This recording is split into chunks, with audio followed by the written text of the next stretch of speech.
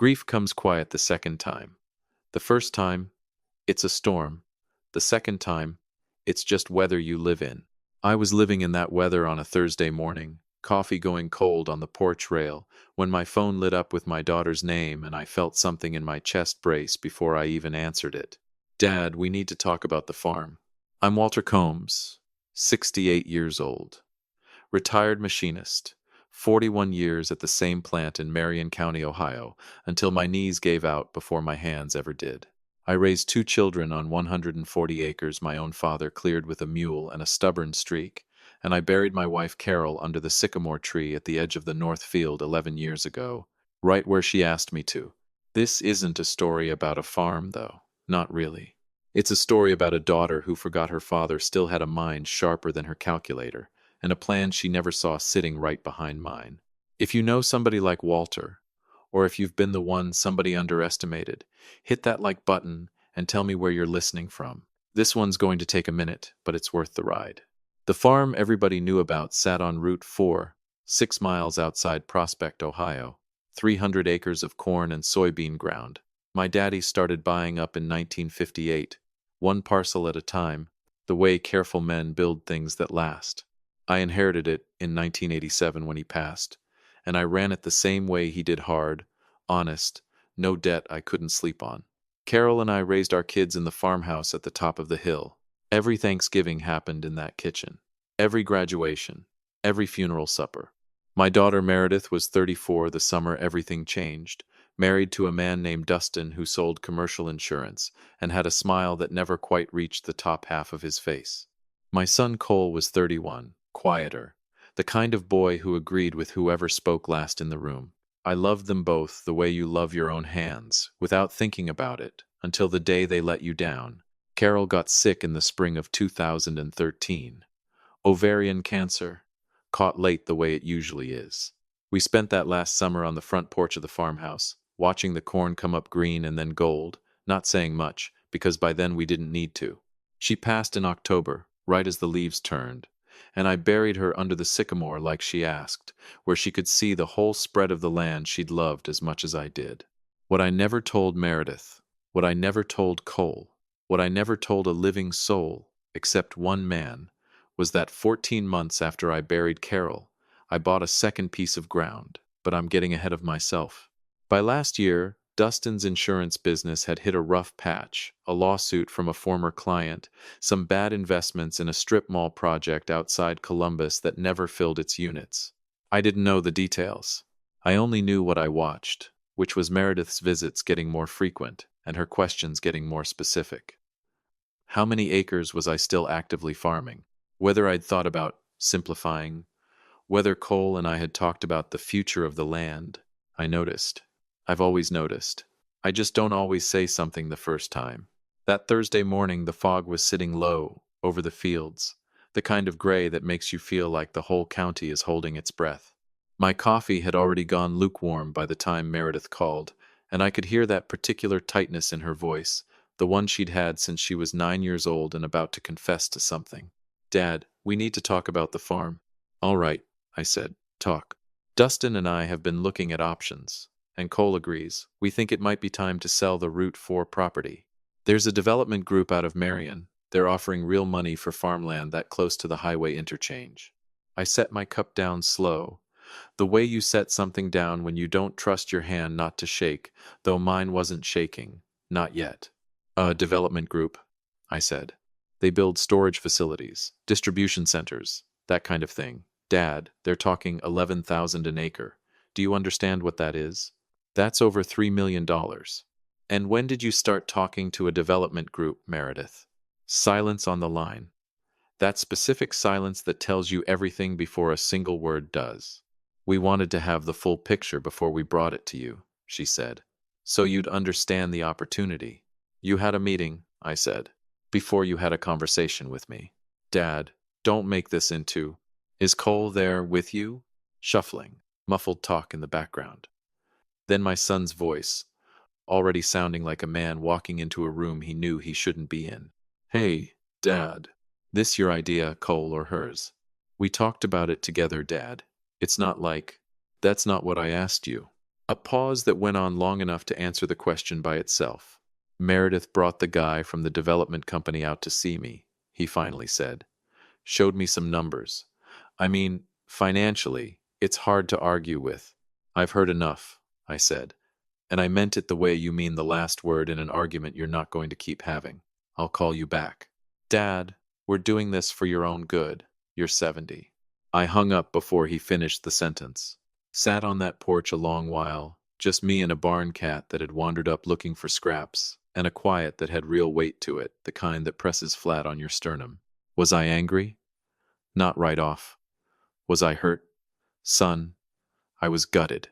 68 years old, and my own children had sat in a stranger's office talking about my land like it was already theirs to price out. But here's a thing nobody tells you about getting old. You stop reacting fast. You start responding slow, and there's a world of difference between the two. I went inside, poured coffee I didn't need, and sat down at the kitchen table where Carol used to do the household books. I opened the bottom drawer of the roll-top desk, the one she used to call my quiet drawer, because nothing that came out of it was ever loud. Inside was a folder.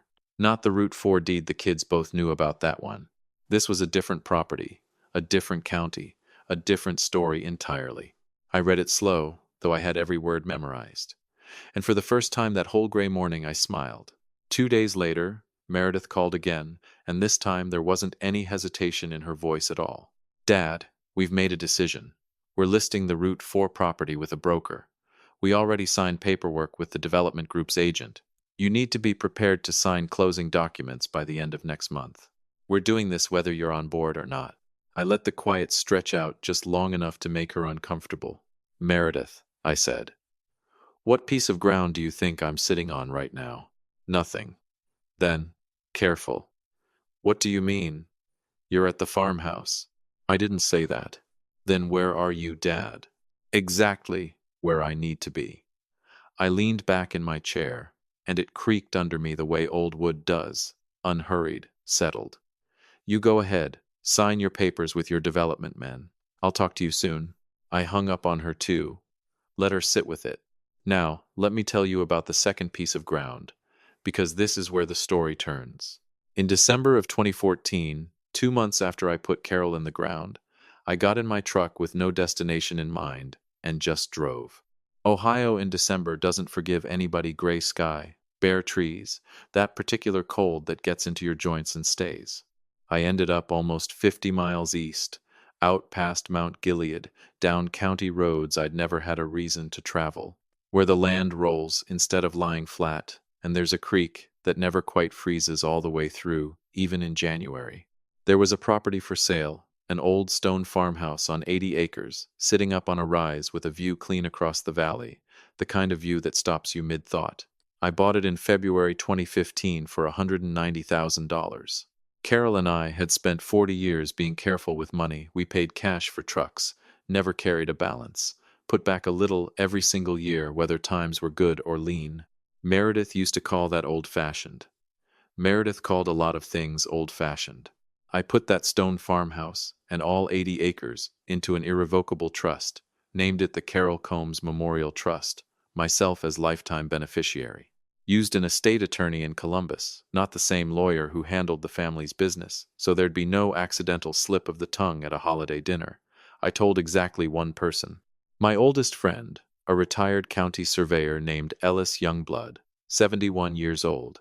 A man who understood property lines and property secrets the same careful way. Ellis kept that secret for 9 years. Never once asked me why. That's what a real friend does.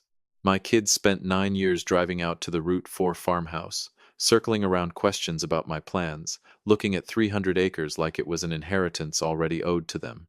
And the whole time, 49 miles away, on a quiet rise above a creek that never fully froze, sat the real prize. Waiting, patient, like me. The listing went up on a Monday. I know because Ellis called me that same afternoon. Walter. His voice had that particular tone. Your Route 4 place just hit the market. Listed as Meredith Combs Farrow, agent of record for the family. Asking $2.8 million. I let a breath out slow. How fast is it moving? Fast. That interchange land is hot right now. Development groups already got a buyer lined up on their end. Some logistics outfit wants to build a distribution hub. Could close inside of a month if nobody slows it down. Let it run, Ellis. You sure about that, Walter? I'm sure. If it gets all the way to closing, then it closes. He went quiet a second. You're a cold man sometimes, Walter Combs. I'm a careful man, I said. There's a difference. I want to stop here and tell you the thing Meredith and Cole didn't know, the thing neither one of them had bothered to check. Yes, I'd put both of them on the Route 4 deed back in 2001, thinking it'd simplify things down the road, save everybody a headache with probate. What I never told them, what nobody apparently told them either, was that co-ownership under Ohio law doesn't let one party unilaterally authorize a sale. Every name on that deed has to sign off. Every single one, meaning me. The agent representing the development group, a slick young man out of Marion named Rick Overby, either didn't know that or didn't check close enough to care. He took Meredith's word that the family was united. He built his listing, scheduled his walkthroughs, and inside of 19 days, he had a buyer, a logistics company out of Columbus, offering $2.6 million, contingent on rezoning that was already halfway approved. Meredith called me practically vibrating. Dad, we have an offer, a real one. 2.6. I said. $2.6 million, Dad. Do you understand what that means for this family? I heard you the first time. We just need your signature on the... She stopped herself. I could hear the gears turning, the exact moment a person realizes the room they walked into isn't shaped the way they thought. On the closing paperwork, she said, quieter now. It's just a formality, Dad. You're a co-owner, so they need everybody's name on it. It's just how these things work. I let that sit a moment. Let her hear her own words land. Meredith, I finally said, do you remember what I asked you on the phone the other day? What? I asked you which piece of ground I was calling from. Dad, I don't understand what that has to do with. It has everything to do with everything, I said. I'll call you back Thursday. Tell your logistics buyer he'll have his answer by then. Thursday came, and I drove into Columbus for an 11 o'clock appointment with my estate attorney, a sharp, careful woman named Denise Okafor, 46 years old, the kind of lawyer who enjoyed a well-built legal surprise the way some folks enjoy a good ball game. I laid the whole thing out across her conference table, the listing, the offer, Meredith's calls, the deed structure, all of it. Denise leaned back, fingers steepled, looked at me the way somebody looks at a chessboard 3 moves out from checkmate. Walter, she said slowly, they've listed a property they legally cannot sell without your signature. Correct. And there's a buyer sitting at $2.6 million waiting on a closing date. Correct. And your daughter called your signature a formality. Her exact word. Denise almost smiled. So what exactly do you want to do here? I want it to get all the way to that closing table, I said. I want Meredith to shake that logistics man's hand. I want Cole standing there in his good shirt. I want Rick Overby to lay his folder out on the table like he's already won. And then I want you to make one phone call. She looked at me a long moment. You planned this. I planned for the possibility, I said. There's a difference. She laughed, actually laughed out loud. Walter Combs, you're a genuinely frightening man. I'm a careful man, Denise. Let's talk about that phone call. The closing was scheduled for a Tuesday morning, 9 o'clock, at a title company in Delaware, Ohio. Clean office, decent coffee. The kind of place where a whole lot of money changes hands without much ceremony at all. Meredith called me twice over the weekend just to confirm I'd show up. Once to ask if I needed directions. 41 years I'd been driving that county, and she wondered if I needed directions. I told her I'd be there. I got there 12 minutes early. Meredith walked in 3 minutes to 9, wearing a blazer she'd clearly bought for the occasion. Cole came in behind her, hands in his pockets, eyes moving around the room the way his eyes always did when he was uncomfortable in his own skin. The logistics company's rep, a composed woman named Angela Reyes, was already seated with her own attorney beside her. Rick Overby sat at the head of the table with his folder, efficient, ready to go. The title officer, a woman named Denise, no relation. Different Denise had the paperwork stacked in neat, patient rows. I sat in the corner with my coffee. Meredith saw me and visibly relaxed, her shoulders coming down an inch. She even smiled at me, That particular smile of somebody who thinks the hard part is already behind them. Dad. She crossed the room, hand out. Glad you made it. Wouldn't miss it, I said, and shook it. So, we're good? We're good, Meredith, I said quietly. She sat back down. The title officer started her opening remarks. Rick Overby uncapped his pen. Angela Reyes leaned forward, ready. My phone buzzed. A text from Denise Okafor. Ready when you are. I stood up. Every head in that room turned toward me. Mr. Combs? The title officer said. Is everything. My apologies, I said, calm as a church pew. There's a call I need to take. My attorney needs to speak with someone here. Specifically, I looked straight at Rick Overby. You. He blinked. Me? You. Meredith half rose out of her chair. Dad, what is going on? Sit down, Meredith. Something in my voice made her sit. I stepped into the hallway, called Denise, and 30 seconds later walked back in and handed the phone to Rick Overby. I watched his face while she talked. Watched the color go out of it. Watched his pen come to a dead stop on the table. He said maybe 4 words into that phone, then handed it back to me and looked at Meredith like the floor had just moved under both of them. Mrs. Farrow, he said, and now he was talking to her, not me. This closing cannot proceed today. Angela Reyes sat straight up. I'm sorry, what? The property can't legally transfer without full documented consent from every co-owner. There's a structural problem with this listing that should have been caught before it ever went to market. Should have been caught. That's a broker's careful way of saying this is somebody's fault, and it isn't mine. Meredith turned to me slow, the way a person turns when they already know what they're going to find. Dad. I took a sip of my coffee and let the silence do what silence does when it's got something worth saying. You know what your mother used to tell me? She said, Walter, you think 6 moves ahead and you never once tell a soul. She meant it as a complaint. I set the cup down. Turns out it was a compliment. Cole put his face in his hands. Angela Reyes was already on her own phone. Rick Overby stared at his folder, like it had betrayed him personally. And Meredith just looked at me, my only daughter, 34 years old in her new blazer. What did you do? She whispered. Not even a question, really. A statement dressed up like one. I smiled, the first full, unhurried smile I'd allowed myself in weeks. Meredith, I said, we haven't even gotten to the part about the stone house yet. She had no idea what I was talking about. Neither did Cole.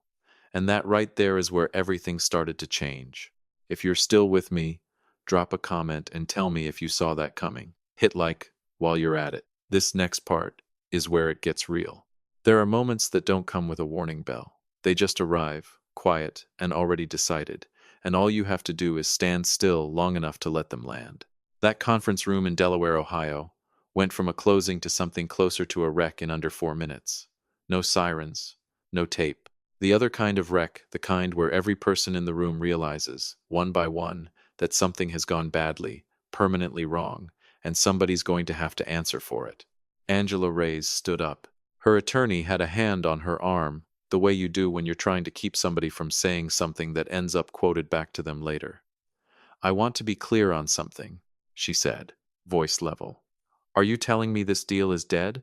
The title officer looked like she wanted the floor to swallow her whole. Miss Reyes, there's a co-ownership issue that we've been under contract 5 weeks, Angela said. We paid for the survey. We paid for the environmental assessment.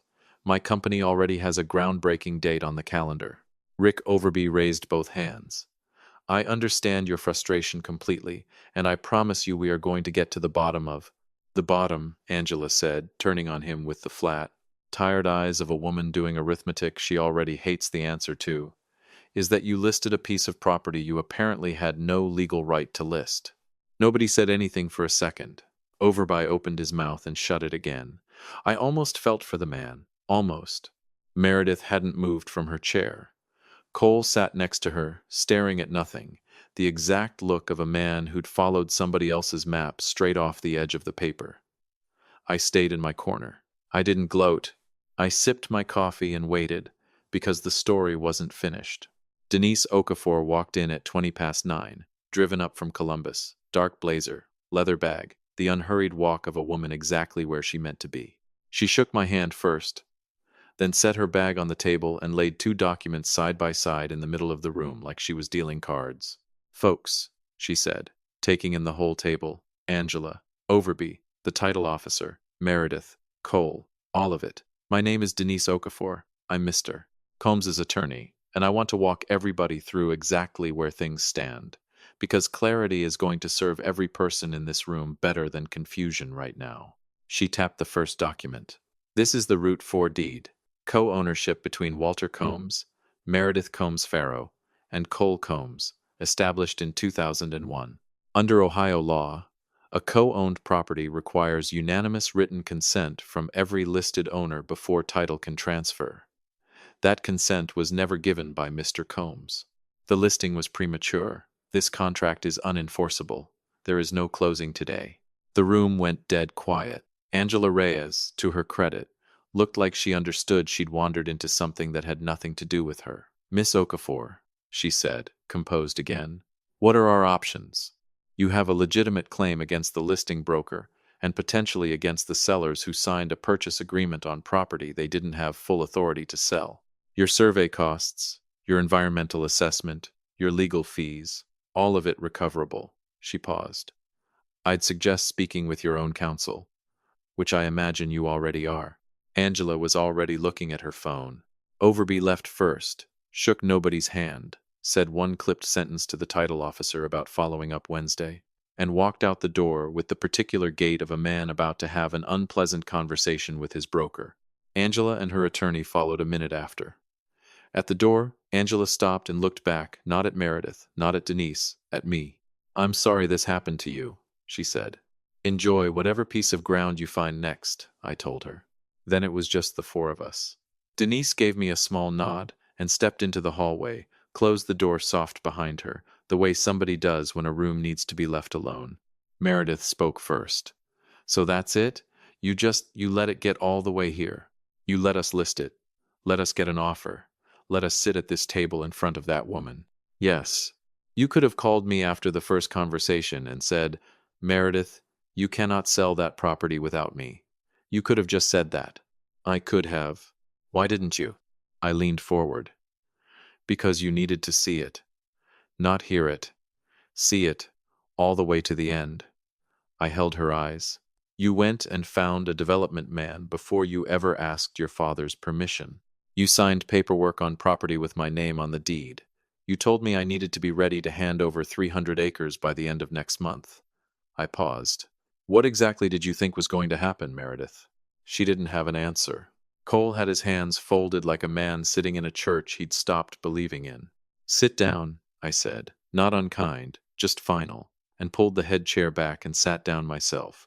Not because I was tired, but because I wanted to be eye level with them. Father to children, not judge to defendants. I'm not going anywhere, I told them. I'll be walking that Route 4 ground every fall till my knees flat refuse to carry me. You're both still welcome there. That hasn't changed, and it isn't going to. Cole exhaled hard, eyes wet at the corners. Cole always felt a thing first and thought about it second. Never his worst trait.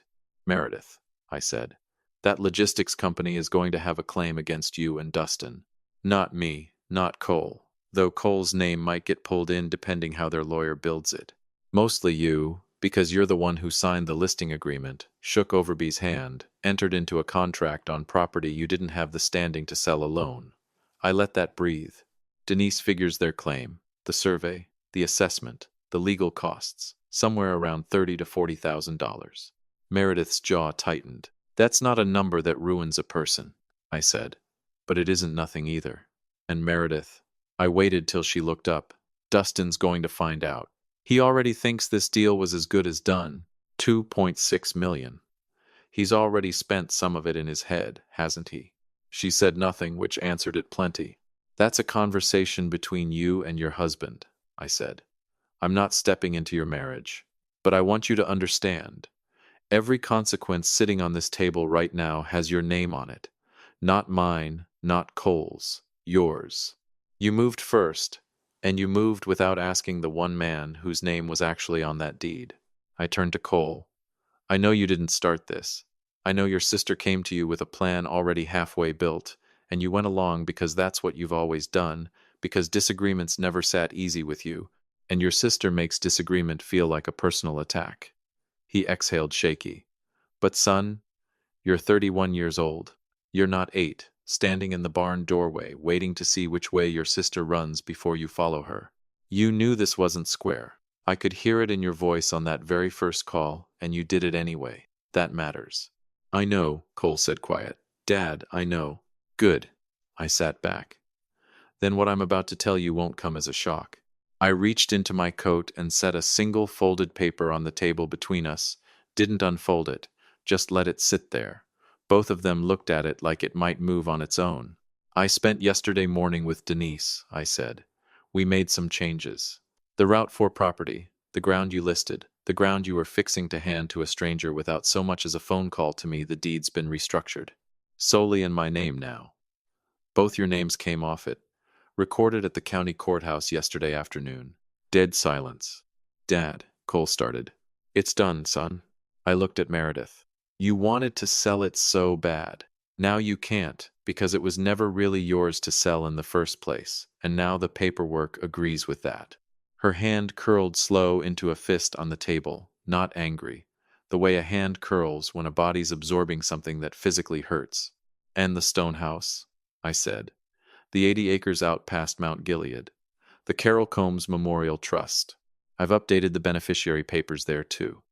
I unfolded the document and slid it flat into the middle of the table, where they could both see without reaching.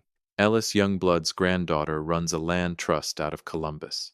They preserve working farmland, keep it out of development hands permanently, keep it growing food instead of warehouses. When I'm gone, the stone house and every acre around it goes to them. The air went out of that room slow, the way a tire loses pressure, not all at once. Two grown children realizing at the same moment that the thing they'd been circling for years, the thing that made them hunt down a developer and sign papers behind their father's back, was never going to carry their names. Not now, not ever. Meredith pushed back from the table and walked to the window, same as before, staring out at a parking lot that looked completely different to her now. A land trust, she said flat. A land trust, I confirmed. Dad. She turned around. And here's where I want to be exact about what I saw on her face, because it wasn't rage. It wasn't the caught-out anger of somebody who'd been exposed. It was something rawer than either of those. Something I hadn't seen on her since she was a girl who'd broken something precious and couldn't undo it. I didn't think it would go this far, she said. I know you didn't. I thought the taxes, the upkeep, you're out there alone, Dad. Meredith. My voice stayed gentle, but it didn't bend. You went and found a developer before you ever asked your father.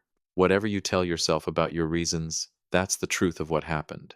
A person who's really trying to help asks first. Cole was crying quiet, no sound to it, just 2 slow tracks down his face. He didn't bother wiping. Is there anything left? Meredith asked. And she meant it the way a daughter means it, not the way somebody counting an inheritance means it. For just that second, she wasn't 34 in a new blazer. She was 6 years old with skinned knees, looking up at me from the porch steps of the farmhouse her grandfather built. Lord, it's something what time does to people, what money does, what the fear of being left behind does to grown children who were once just kids handing their daddy tools. I looked at my daughter a long moment, and I laughed, not big, not cruel, that particular quiet laugh that starts somewhere down deep and takes its time coming up. The kind Carol used to say meant I knew something nobody else in the room had figured out yet. Meredith knew that laugh. Her eyes changed.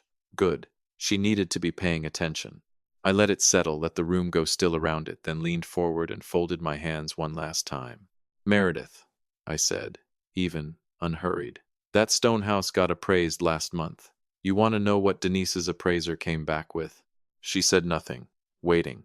$1.4 million. The number dropped into that room like a stone into still water, and I watched the ripples cross both their faces. That house, I said slow, giving every word room to land, the one neither of you knew existed. Sitting on a rise above a creek that never freezes clean through, with a view that stops a man mid-thought. I paused. That was going to be your inheritance. Both of yours. Split even, the way your mother would have wanted. Silence. the kind with real weight to it. You were fixing to sell Route 4 for 2.6 million, I said. Let's put that number next to the other one so you can feel the distance between them. Split two ways, that's 1.3 each. I looked straight at Meredith. You threw away $1.4 million trying to grab 1.3. Cole made a sound, not words, just a sound, the kind that comes out of a man when something lands somewhere he wasn't guarding. Meredith didn't make any sound at all. She just stood at that window while I watched my own daughter do the math she should have done long before she ever picked up the phone to a developer. I wasn't hiding that house to punish either one of you, I said quiet. I bought it because after your mother passed, I needed something that was still mine, something that still felt like her, something no number could touch. I paused. But I always meant for it to reach you both eventually, when I was gone, when the time was right. That's all this ever was. You got impatient, and you rushed the clock, and in rushing it, you changed where it was headed. I buttoned my coat. $1.4 million. I said one more time, not to twist anything, just so it'd be fully real to them, the way consequences need to be real before they mean a thing. That was going to be yours. I hope whatever you were chasing was worth it. I picked my coffee back up, cold now, drank it anyway, and slid the folded paper back into my coat pocket. You're still my children, I told them. Both of you. That doesn't have a deed attached to it, doesn't sit in any trust. Nobody can list it, or sell it, or walk it into a conference room and take it off the table. I buttoned my coat the rest of the way. But it's got to be earned back, same as anything worth having. Meredith, call your own attorney today, not tomorrow. Cole, I looked at my son, go on home and sit with what you learned about yourself today. Don't run from it. Just sit with it. I walked toward the door. Dad. Cole's voice cracked at the edges. I stopped, turned back. We're sorry, he said, and I could tell he meant it for both of them. I saw Meredith's shoulders drop just slightly at the window, her version of the same words. I know you are, I said quiet. I know. Denise was waiting in the hall, leaning against the wall, hands in her pockets, like she had nowhere better to be. How'd it land? She asked. Like it needed to, I said. We walked out together into an Ohio morning gone bright and cold. I sat in my truck a minute before I turned the key, then drove east, out past Mount Gilead, down the county roads that don't show up on the family maps, 49 miles from the farmhouse, until I turned up the gravel drive that led to the stone house. Sitting on its rise above the creek, catching the last low light of a winter afternoon across the water, I sat on that porch a long while, just me and the creek, and the kind of quiet that costs a man nothing and means everything. Carol, I thought, you'd have had plenty to say about all this. You'd have shaken your head at Meredith and cried right alongside Cole and told me I was too calculating for my own good. Then you'd have handed me a sandwich. I poured a drink and raised the glass toward the water. This one's yours, I said out loud. All of it. Always was. The creek kept moving, quiet, unhurried, the way it always had, same as the man who'd bought the ground around it.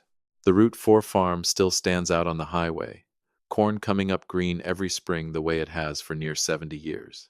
My name's the only one on the deed now, the way it probably should have been from the start. Meredith called Denise 3 days later about the logistics company's claim. The settlement landed around $36,000. Dustin did not take it well.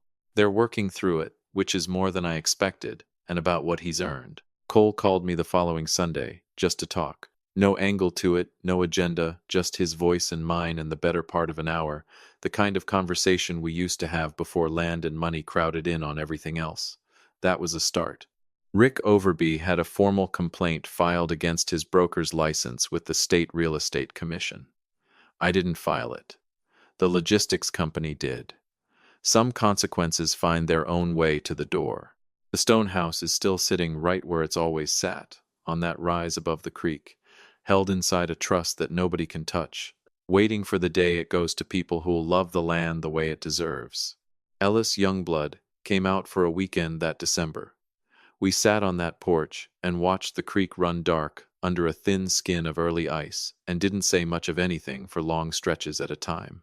That's the thing about real friends, and real ground, and a life a man builds deliberate and guards fierce. They don't need a lot of talking. They just need to last, and this one will. If this one got to you, hit that like button, subscribe, and tell me in the comments where you're watching from. I'll see you in the next one.